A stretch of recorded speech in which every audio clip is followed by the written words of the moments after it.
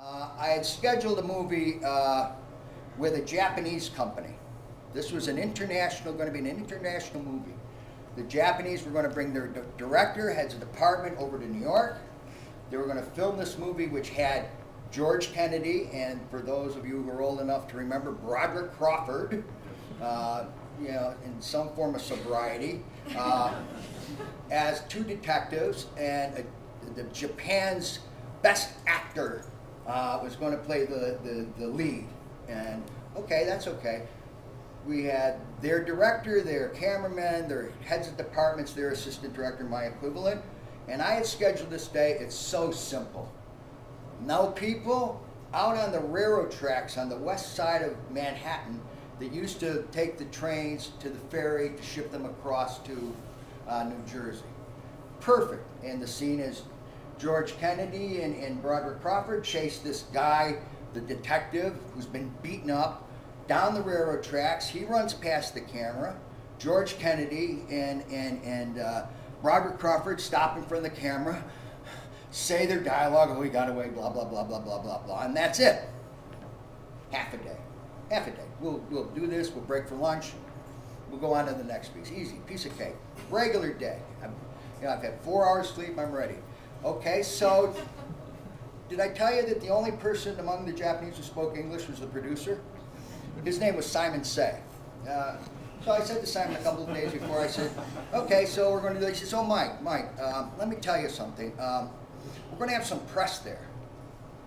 I said, okay, fine. I said, what, Daily News, the New York? No, I've chartered a plane. We're bringing 125 Japanese press over to photograph the big star. I said, how many? He said, 125. Sure enough, on the day, here come 3 busloads of Japanese press. These guys come out and they start photographing everyone and everything. So I tell Simon, let's have everybody stand off to the side. We'll put a rope barrier, take all the pictures you want, you know, and fine, everybody's over there. That's great. Now, the day before, they arranged to have the great Japanese actor come from Tokyo. Well, here's what happened.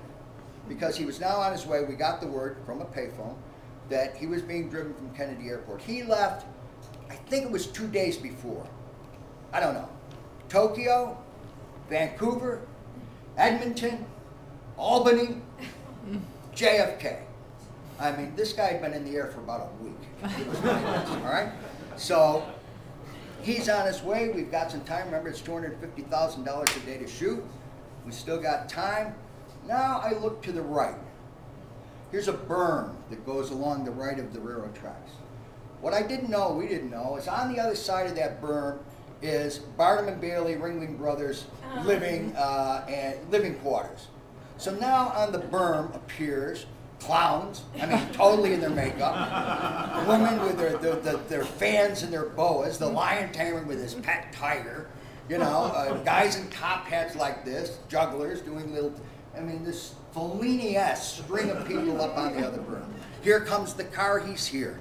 Here comes Simon Say, the director, and myself. We go into his camper. This guy looks like he had an oil change. He is pale, he is dehydrated, he is like hyperventilating already. His eyes look like flying saucers, but the director, you know, and you know how the Japanese say things very intensely, but you know, they're really saying, park your car over here, how you doing?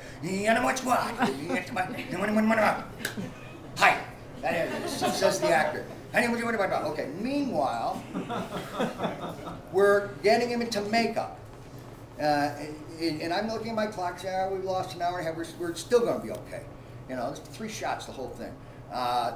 Put the makeup on, rip the shirt, blood, all over, blood on the face, big scar here, blood coming out of his ear, a blood pad under his armpit that he can squeeze and have more squish out. Right? We all come out of the camper. The Japanese press, I mean, we got people holding this rope back. 125 cameras going, it just sounds like a swarm of wasps. But we hold him back. He goes up the tracks. George Kennedy goes up the tracks. Broderick Crawford goes up the tracks. Simon Say talks to the press, says, do not take pictures during the shot. We'll give you all the pictures you want afterwards. couple times. Understand? Yes, everybody understands. Folks, I say to the menagerie up there, if you can just be quiet, let us do the shot. I explain what the shot is. Everything will be okay, all right? All right, we got time. All right, everybody get ready? All right. Ready up there? Yeah, we're ready. Okay. Roll the camera, right? Sticks.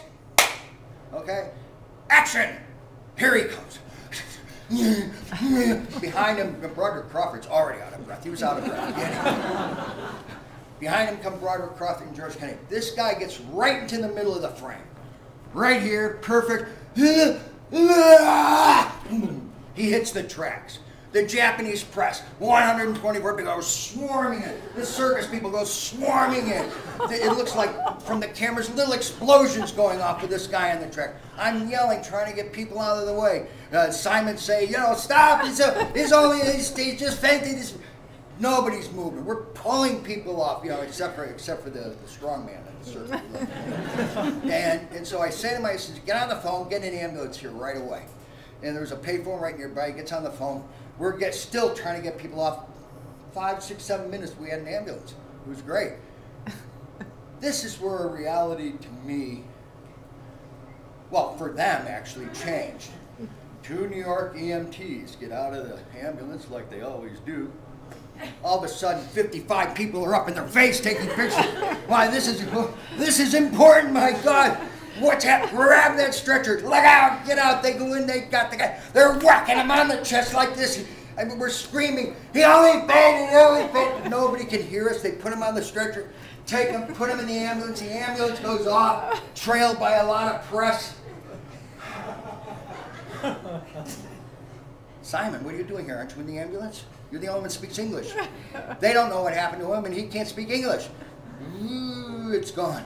I say to my assistant, what hospital is it? What hospital did you call? I think it was St. Vincent. So I get in the payphone, I call St. Vincent, say, look, you're going to get an ambulance here. Be calm. Be cool. George Kennedy's met the female trapeze artist. They're getting along famously. Broderick Crawford's sitting there catching his breath, asking for a drink. Circus people are going back. The Japanese press are reloading their cameras, and roughly $125,000 just went down the toilet.